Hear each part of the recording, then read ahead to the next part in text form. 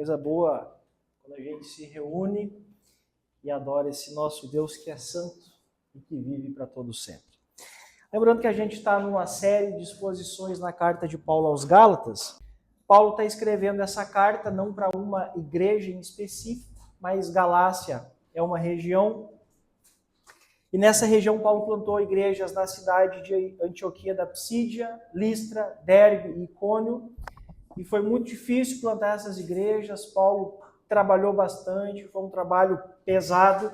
Paulo, no processo de plantação, ele foi humilhado, Paulo foi apedrejado, e isso para um plantador não é nada bom, assim, no meio da plantação sofrer tudo isso. Várias pessoas também se levantaram contra ele, então Paulo foi alguém que chorou, suou e sangrou para que essas igrejas fossem estabelecidas. Não bastasse isso, um grupo de pessoas ainda se levanta contra a pregação de Paulo, se infiltra no meio dessas igrejas e estavam pervertendo o evangelho que Paulo estava pregando, e eles estavam adicionando coisas à mensagem de Paulo. Então, para esse grupo de pessoas, Paulo estava pregando uma mensagem incompleta e eles estavam, então, trazendo o resto dessa mensagem, e nisso eles adicionavam coisas à salvação, principalmente que essas pessoas, para serem salvas mesmo, se circuncidassem. Essa comunidade nova, ela estava facilmente sendo ludibriada por isso. E para resolver esse problema, Paulo escreve a carta que a gente tem em mãos, que é a carta aos Gálatas. E o clima que envolve tudo isso, ele é um clima bastante complexo, porque Paulo, ele é um apóstolo sem moral com boa parte das pessoas, porque esses intrusos, eles estavam atacando não só a mensagem de Paulo, mas a pessoa de Paulo, coisa que prejudicava bastante a imagem dele com a igreja, que escreve essa carta para uma igreja desviada. Então, a carta toda, Paulo vai estar batendo na mesma tecla, que é a exclusividade do evangelho, o evangelho basta, e que nada, absolutamente nada, pode ser acrescentada à obra redentora de Cristo na cruz. Então, debaixo desse grande tema, a gente vai meditar hoje, capítulo 2, dos versículos 1 ao 10. Então, Gálatas, capítulo 2, façamos a leitura. Os irmãos podem ficar de pé, por favor? Façamos a leitura, Gálatas, capítulo 2, dos versículos 1 ao 10, que diz assim: 14 anos depois, subi novamente a Jerusalém, dessa vez com Barnabé, levando também Tito comigo. Fui para lá por causa de uma revelação e expus diante deles o evangelho que prego entre os gentios, fazendo, porém, em particular, aos que pareciam mais influentes, para não correr ou ter corrido inutilmente. Mas nem mesmo Tito, que estava comigo, foi obrigado a circuncidar-se, apesar de ser grego. Essa questão foi levantada por alguns falsos irmãos que se infiltraram no nosso meio para espionar a liberdade que temos em Cristo Jesus e nos reduzir à escravidão. Não nos submetemos a eles nem por um instante, para que a verdade do evangelho permanecesse com vocês. Quanto aos que pareciam influentes, o que eram então não faz diferença para mim, Deus não julga pela aparência, tais homens influentes não me acrescentaram nada. Ao contrário, reconheceram que a mim havia sido confiada a pregação do evangelho aos incircuncisos, assim como a Pedro aos circuncisos, pois Deus, que operou por meio de Pedro como apóstolo aos circuncisos, também operou por meu intermédio para com os gentios. Reconhecendo a graça que me fora concedida, Tiago, Pedro e João, tidos como colunas, estenderam a mão direita a mim e a Barnabé em sinal de comunhão. Eles concordaram em que devíamos nos dirigir aos gentios e eles aos circuncisos. Somente pediram que nos lembrássemos dos pobres, o que me esforcei por fazer. Vamos ao Senhor em oração, pois permaneça com a tua Bíblia aberta.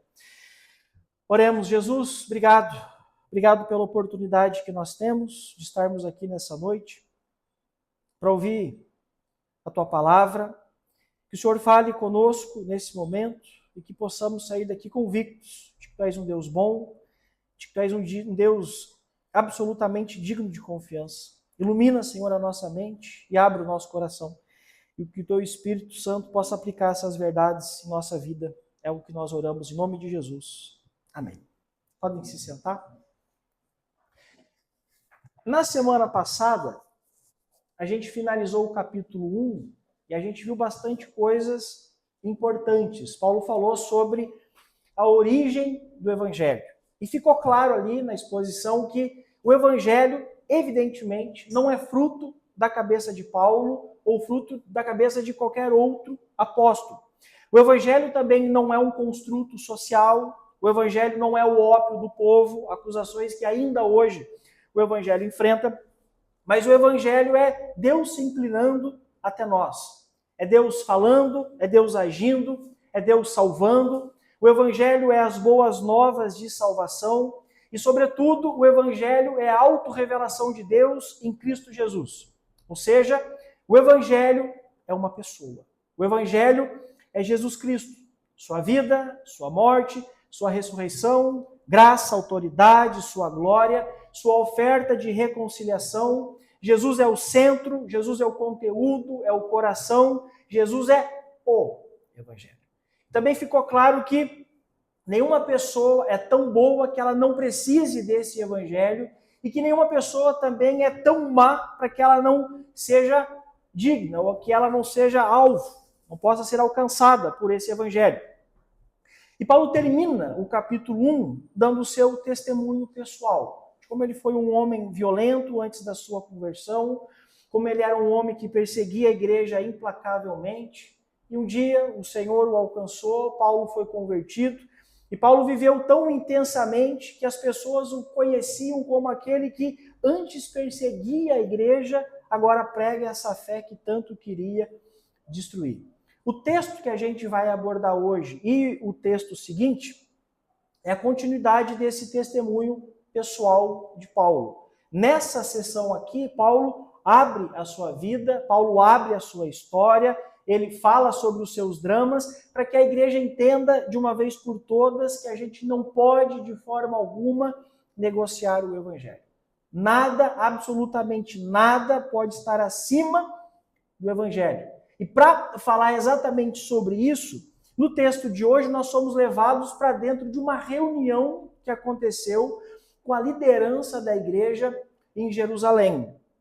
E reuniões, elas fazem parte da nossa vida. Elas acontecem nas nossas casas, com as nossas famílias, elas acontecem no trabalho, elas acontecem na escola.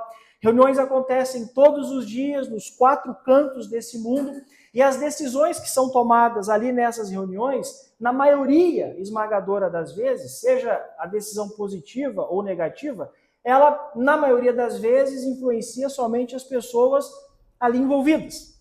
Entretanto, há reuniões que extrapolam. Há reuniões que, de fato, influenciam nações, que moldam gerações, reuniões que estabelecem fundamentos e que deixam marcas profundas na sociedade. E nessa noite a gente vai analisar uma dessas reuniões extremamente importantes. Uma das reuniões mais importantes da história da igreja. O resultado dessa reunião aqui moldaria o curso do cristianismo e afetaria, como afetou, inclusive, a nós hoje, 2000 anos depois. E o drama envolvido aqui não é algo muito depois da ressurreição de Jesus, quando a igreja ainda embrionária, ainda dando os seus primeiros passos, mas ela já enfrenta aqui um grande desafio, é o seu primeiro grande desafio, que é quando o coração do evangelho está sendo atacado, a mensagem de que a salvação é exclusivamente pela graça de Deus está em perigo. Então Paulo vai relatar para a gente como que foi essa reunião. Por isso que ele diz aí no versículo 1. 14 anos depois, subi novamente a Jerusalém, dessa vez com Barnabé, levando também Tito comigo. Barnabé era um dos amigos mais íntimos do apóstolo Paulo, era um homem muito conhecido da igreja. Quando Paulo converte e ele vai para Jerusalém para ser aceito pela igreja, é o Barnabé que começa a abrir o caminho. Quando o evangelho chega em Antioquia, uma igreja é plantada, a igreja começa a crescer, é o Barnabé que é enviado para encorajar esses irmãos, é Barnabé também que chama Paulo para ajudar nessa grande missão, e o Barnabé também é o líder da primeira viagem missionária. E o Tito, ele é um cristão gentil que trabalhou com Paulo, ele veio conhecer Cristo por intermédio da mensagem de Paulo e ele vai como fruto da mensagem de Paulo nas igrejas gentias. Ou seja, Tito tem sobre si uma grande responsabilidade. Tito, nessa reunião, ele é o representante das igrejas gentias. E no versículo 2, Paulo menciona as razões do porquê ele vai a Jerusalém. Por causa de uma revelação, é a causa externa, e o medo é a causa interna. Então, ele estipula essas duas razões para que seja necessário ele ir a Jerusalém. E parece estranho a gente achar que Paulo está indo a Jerusalém porque Paulo está com medo. Porque parece algo muito distante do Paulo que a gente conhece. O Paulo que a gente viu em Atos, o Paulo que a gente conhece aqui pelas cartas, é um Paulo destemido. Isso parece que faz parte do seu DNA. Antes da conversão, o cara era um perseguidor da igreja. Depois que converte, ele se torna um pregador extremamente intenso do evangelho, se torna alguém ainda mais ousado. E a pergunta que fica é, por que então Paulo está com medo justamente agora? Será que Paulo está preocupado com a possibilidade de estar pregando alguma coisa errada? Será que Paulo está preocupado porque errou nos métodos de plantação? Será que Paulo está indo a Jerusalém em busca de alguma aprovação ou de alguma confirmação de que de fato ele estava agindo certo? A resposta é impossível. Primeiro, Paulo foi a Jerusalém por causa de uma revelação de Deus, está aí no versículo 2. Paulo era um apóstolo, Paulo recebeu o evangelho de Cristo do próprio Cristo, então não faz o menor sentido Paulo ter recebido revelações de Deus e depois obter algum tipo de autorização, seja lá de quem for. Segundo, se Paulo tivesse com medo, por que esperar 14 anos para resolver essa situação? Também não faz sentido. E terceiro, Paulo diz no capítulo 1, que a gente viu, que os gálatas deveriam rejeitar a qualquer pessoa, inclusive ele mesmo, se ele chegasse e dissesse que, porventura, mudou a sua ideia acerca do evangelho. Então, nada ameaçava as convicções de Paulo, mas alguma coisa estava ameaçando a capacidade de Paulo frutificar. Então, o motivo da ida de Paulo a Jerusalém tem a ver com os falsos mestres. Paulo precisa que a liderança de Jerusalém se posicione denunciando esse falso evangelho que estava sendo pregado. Esses falsos mestres que estavam dizendo que Paulo pregava um evangelho fácil, que essa mensagem da salvação pela graça era um desvio da mensagem original que os apóstolos estavam pregando em Jerusalém, e diante dessa circunstância, é óbvio que Paulo jamais teria condições de manter as igrejas plantadas debaixo de um evangelho saudável, sem o posicionamento dos apóstolos de Jerusalém. E o Paulo, ele teme, inclusive, que os próprios apóstolos pudessem, de alguma forma, ceder, de alguma forma fossem um pouco flexíveis com esses falsos mestres, permitindo que alguns aspectos culturais do judaísmo entrassem naquilo que agora é conhecido como cristianismo, e isso desse de alguma forma mais força para esses falsos mestres pregarem esse falso evangelho. E enquanto isso não era resolvido, Paulo temia o perigo de ter corrido inutilmente. É o que ele diz aí no versículo 2. Paulo receava que o seu ministério fosse infrutífero. E na semana que vem, a gente vai ver que faz total sentido esse medo de Paulo aqui. E a pergunta é, o que de fato estava em jogo e o que poderia dar de errado? Primeiro, claramente há uma disputa. De um lado, Paulo afirmava, o evangelho da fé em Cristo é para pessoas de todas as culturas, independente do seu país, da sua etnia, independente de onde vem.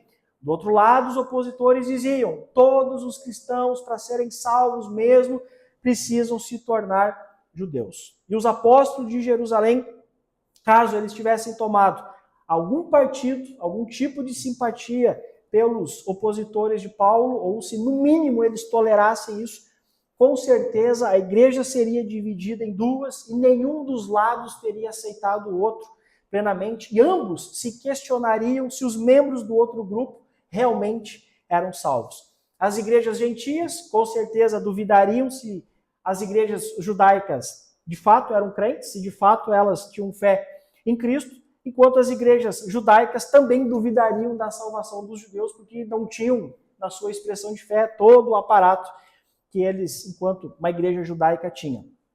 Isso aqui, por mais óbvio que seja para a gente, por mais óbvio que seja já na cabeça de Paulo, por mais óbvio que seja para qualquer cristão, não era uma coisa óbvia para os apóstolos de Jerusalém. Porque até esse momento os apóstolos eles ainda não tinham saído de Jerusalém e eles ainda não haviam pensado profundamente no impacto que teria a conversão em massa dos gentios.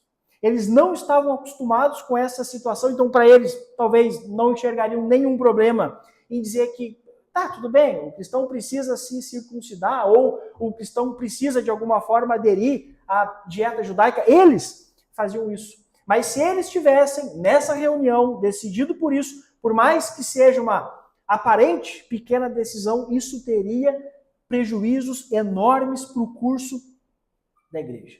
Nasceria dali dois partidos opostos dentro do cristianismo e um hostil ao outro numa questão que ela é fundamental. Por isso, Paulo diz que a liberdade que a gente tem em Cristo, aí no versículo 4, se encontrava em uma profunda ameaça e que, portanto, a verdade do evangelho estava em jogo, é o que ele diz no versículo 5. Então, uma decisão errada aqui nessa reunião, nesse concílio, traria prejuízos enormes e certamente duas religiões diferentes nasceriam dali. E aí a gente consegue entender por que Paulo está com medo.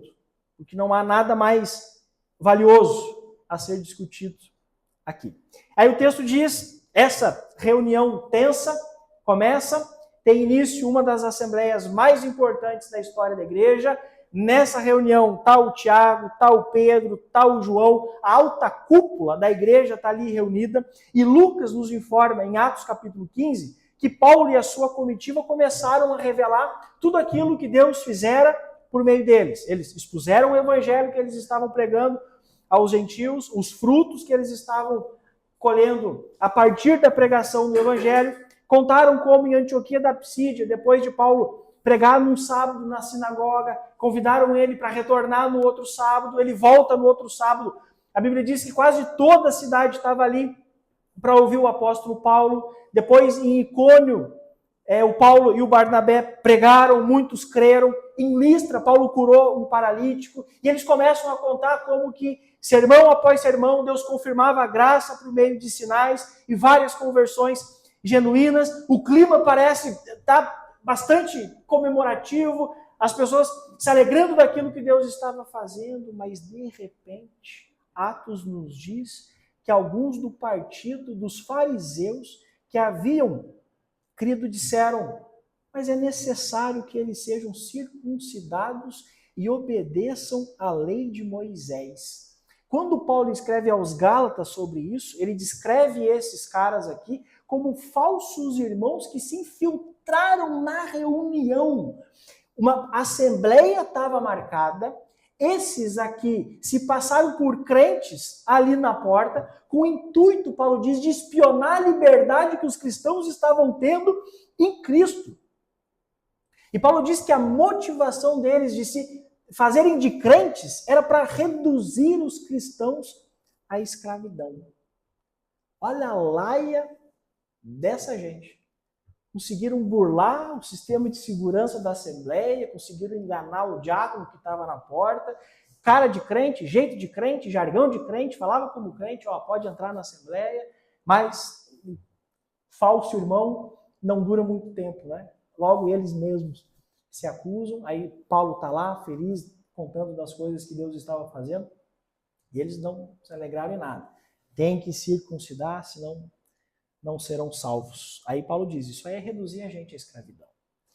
E é exatamente isso que acontece quando qualquer um de nós adiciona alguma coisa à graça de Deus. Quando a gente acrescenta qualquer tipo de requisito humano à obra de Cristo, a gente está rejeitando a liberdade que o próprio Cristo conquistou e a gente está abraçando, né, a escravidão da justificação, a gente está substituindo a obra consumada de Cristo pela obra do homem. E aí Atos diz, lá em Atos 15, que houve muita discussão. Então, quando os penetras ali disseram, né, eles começaram a discutir, isso mostra porque as coisas não eram tão óbvias para os apóstolos de Jerusalém, eles começaram então a discutir, a pensar então como que aquilo seria resolvido. Daqui a pouco, Pedro não se aguenta, se levanta e ele diz assim: Deus os aceitou, está falando dos gentios, dando-lhes o Espírito Santo.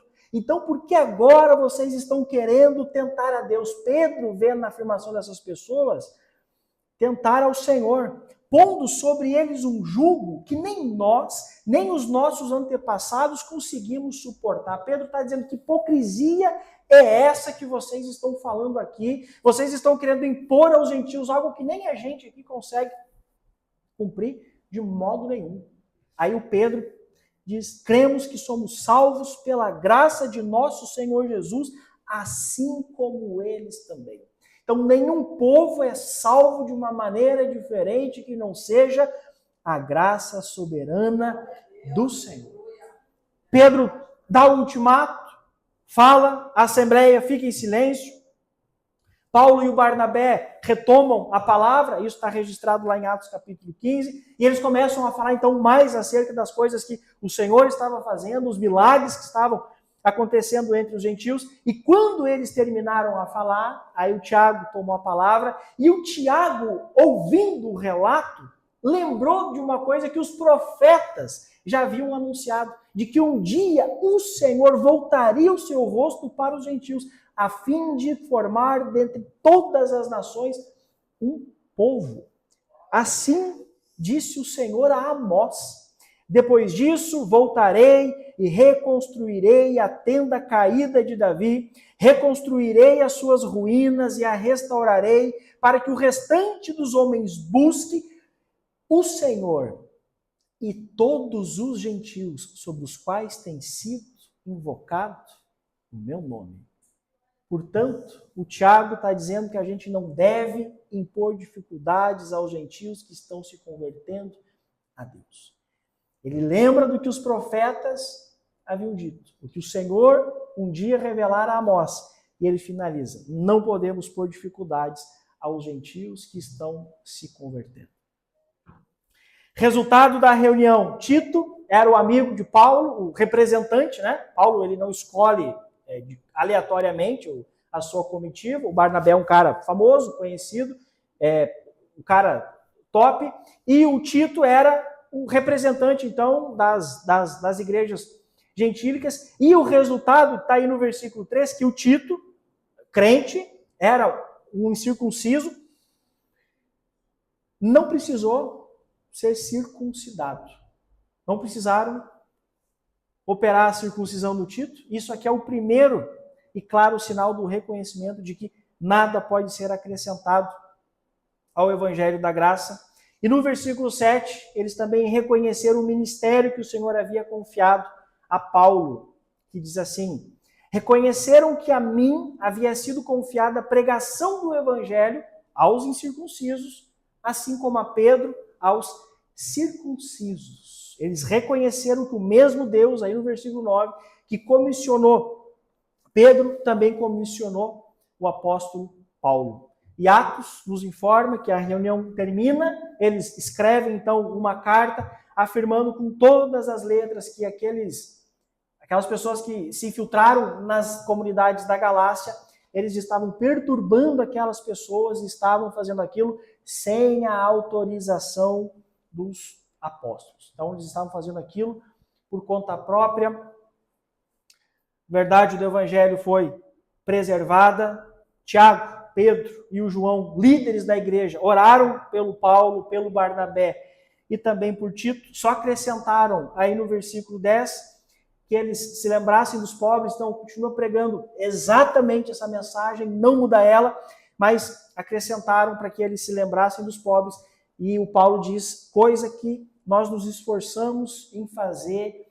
E quando a gente vê Romanos, a gente vê que de fato eles fizeram. Finalzinho de Romanos diz assim: Agora, porém, estou de partida a Jerusalém, a serviço dos santos, pois a Macedônia e a Acaia tiveram a alegria de contribuir para os pobres dentre os santos de Jerusalém. Então, Paulo, fiel à mensagem que Deus havia dado a ele, e de fato, Paulo fez a coleta das ofertas, né? Quando a gente vê as igrejas que Paulo estava plantando, a igreja de Jerusalém, as igrejas plantadas por Paulo eram igrejas financeiramente mais abastadas, assim. Paulo faz coleta de oferta para entregar para os irmãozinhos pobres lá de Jerusalém. Esse aqui é o texto que a gente tem diante de nós. Eu penso que esse texto nos ensina pelo menos 4 lições que são muito importantes para nós. A primeira delas, o evangelho é maior que as nossas tradições. Sei que essa é uma lição amarga para algumas pessoas, mas nenhuma tradição religiosa pode ocupar o lugar do evangelho. Nenhuma tradição, melhor que seja, está acima do evangelho. O problema que os falsos irmãos estavam ocasionando nas igrejas era porque eles estavam pegando a tradição deles e pondo no lugar do evangelho. E quando a gente pega a nossa tradição, por melhor que seja, e a coloca no lugar do evangelho, o resultado é a corrupção do evangelho. E eu sei que isso é uma tentação para nós hoje e para todas as tradições. Nós devemos, inclusive, submeter a nossa tradição ao escrutínio das Escrituras. A gente não pode fazer da nossa tradição, por melhor que seja, um instrumento para a gente afirmar o nosso legalismo. Somos protestantes. E o que nos faz protestantes é o fato de nós protestarmos para que o evangelho esteja acima das tradições. A gente deve amar, e nós amamos a nossa tradição reformada, mas a gente deve, como disse o John Piper, concordar com a nossa tradição quando ela concorda com o evangelho. Tradição não é infalível. O evangelho é infalível. Segunda lição que a gente aprende é sobre a suficiência absoluta da obra de Cristo. O que os falsos irmãos tentaram fazer com Tito e com todas as igrejas gentílicas, muitos ainda tentam fazer nos nossos dias. Há uma tentação enorme por boa parte das pessoas de exigir algo a mais do que a fé em Cristo. Parece que é difícil acreditar somente em Cristo. Há as corrupções mais grotescas, assim, que exigem Cristo mais a confiança numa rosa ungida ou qualquer outro objeto supostamente ungido. Há os que defendem Cristo mais um aparato exterior, assim, que a pessoa, para ser salva mesmo, ela deve usar um determinado tipo de roupa, deve usar um determinado tipo de cabelo. E contra isso, contra essas coisas, a gente deve defender com firmeza a verdade da suficiência absoluta da obra de Cristo. Quando nós falamos da obra de Cristo no Calvário, simplesmente não há espaço para concessões. Abrir mão dessa verdade é a gente, enquanto comunidade, assinar o atestado de óbito. A história nos mostra que comunidades inteiras se corromperam quando deixaram de crer na suficiência absoluta da obra de Cristo na cruz. A mensagem de Gálatas toda é: Cristo basta. A salvação não é Cristo mais alguma coisa. Por mais difícil que seja, a gente deve repousar na obra concluída do Calvário. A gente deve repousar na suficiência absoluta de Cristo. Deus nos justificou em Cristo Jesus e a sua obra, apenas a sua obra, é suficiente para que todos os nossos pecados, os voluntários, os involuntários, aquele que a gente comete e nem sabe que cometeu, todos os pecados perdoados, porque Cristo tomou sobre si. Cristo assumiu a nossa culpa, Cristo assumiu o nosso débito, a nossa dívida e pagou na cruz do Calvário. E isso é suficiente, a dívida está paga. Essa é a grande mensagem de Gálatas. O máximo que o diabo pode fazer para um crente é jogar umas coisinhas na cara, o crente ficar abaladinho, mas juridicamente não tem peso nenhum. A gente pode ficar triste, aflito, mas juridicamente não mexe mais. A sentença foi dada, o preço foi pago, o sangue foi derramado, Cristo ressuscitou. Isso é suficiente para que todos os nossos pecados sejam perdoados. Terceira lição importante que a gente aprende é sobre a liberdade cristã como expressão da graça. A gente viu Paulo dizendo que esses intrusos, quando eles estavam tentando acrescentar coisas à obra de Cristo, isso é reduzir a escravidão. Isso, quando a gente fala em liberdade, expõe dois extremos que são perigosos. Primeiro, o legalismo.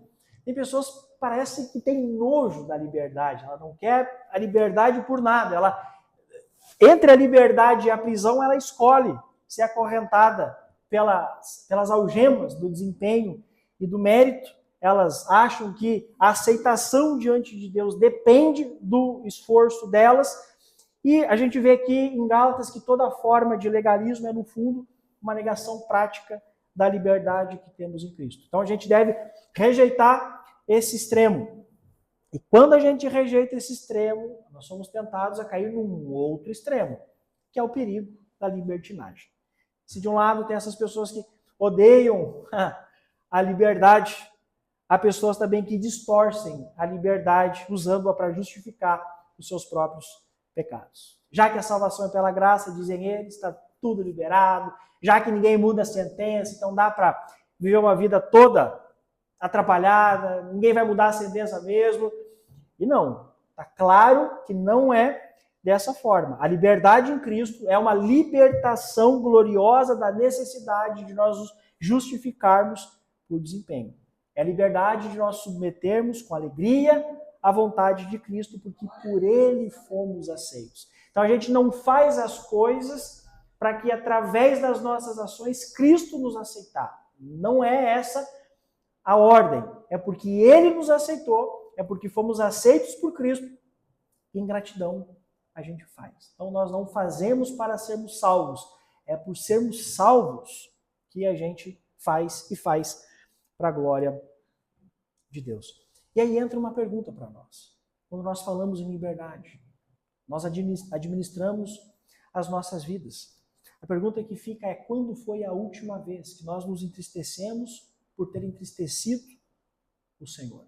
Paulo nos chama através dessa lição para que a gente venha examinar o nosso coração, para que a gente venha a perguntar para a nossa alma, para que a gente venha a perguntar para nós mesmos o que eu estou fazendo com a liberdade que Cristo conquistou para mim.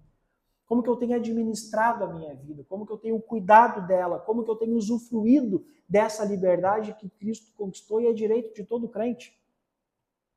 É uma reflexão para nós. E a última lição, que todos precisam do Evangelho. Pedro, comissionado aos circuncisos, Paulo aos incircuncisos, está aí no versículo 7. Isso significa que todos precisam do Evangelho. Educados e simples, conservadores e progressistas, ricos e pobres, todos compartilham da mesma necessidade. A necessidade de serem reconciliados com Deus.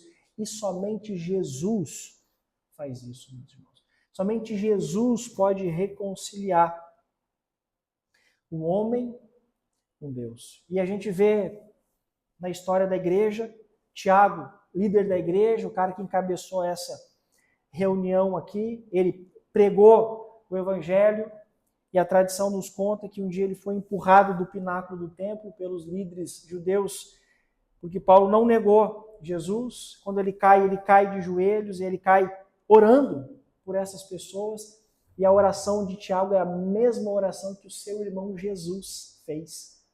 Todo arrebentado, Tiago ora: Senhor, perdoa essas pessoas.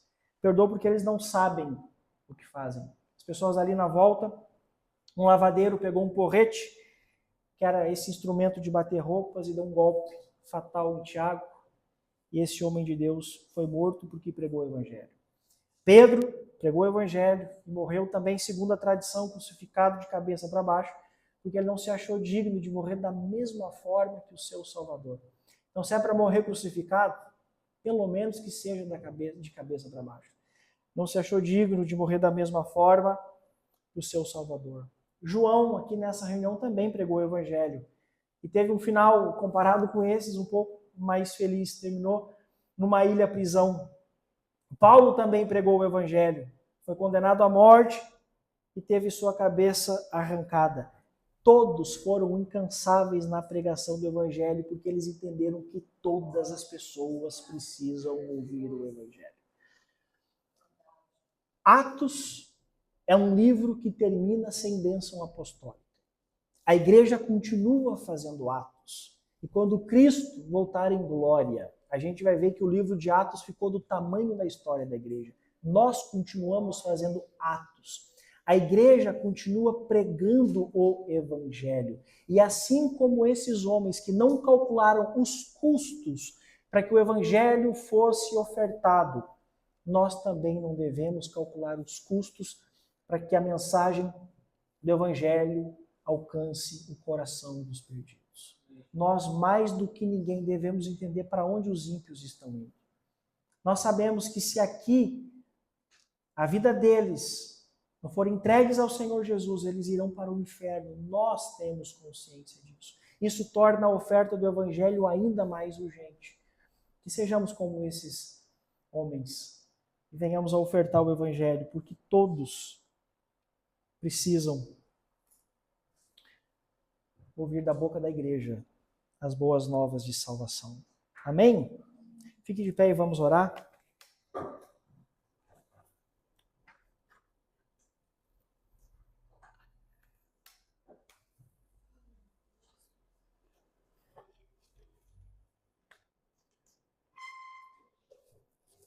Senhor, obrigado por tudo que o Senhor tem feito.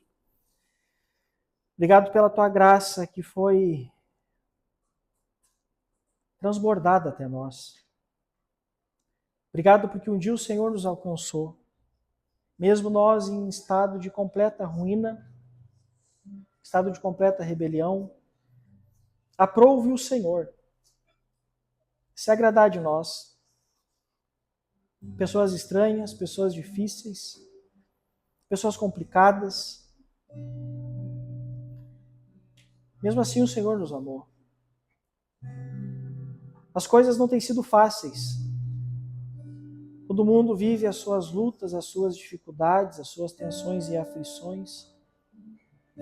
Mas que essa verdade ela possa sobrepor a esse sentimento ruim. Paulo diz que aquilo que nos espera é incomparável com as piores angústias e aflições que a gente vive hoje. E é somente o Senhor que pode operar paz no coração angustiado. É somente o Senhor que pode operar paz no coração aflito. E eu oro para que assim o Senhor o faça.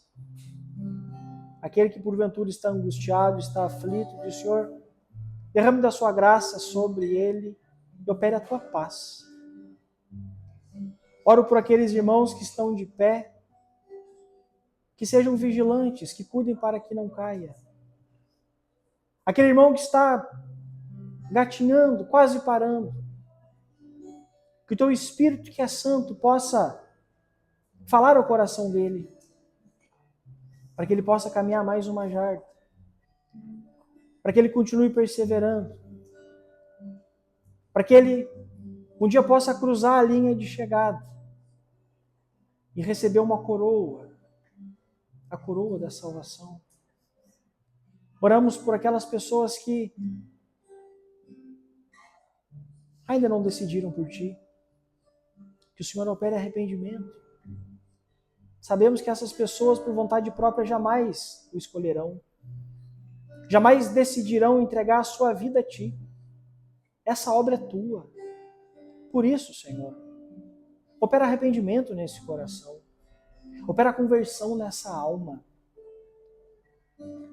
Obrigado pela vida dos irmãos que estão aqui, obrigado por essa igreja. Que o Senhor nos fortaleça cada vez mais, nos dê coragem, nos dê ousadia, para que possamos, assim como nós aprendemos hoje, a preservar a pureza do Evangelho, que venhamos a resistir à tentação de acrescentar algo à obra concluída da cruz do Calvário, que venhamos a resistir de colocar a nossa tradição, por mais bela e linda que seja, acima do teu evangelho. Obrigado, Senhor. Se estamos aqui, é porque o Senhor tem nos mantido de pé. É porque o Senhor tem nos dado força. Que seja assim até o fim, Senhor. Que a certeza de que o Senhor jamais vai soltar a nossa mão seja uma realidade viva dentro de nós. Obrigado por tudo, em nome de Jesus.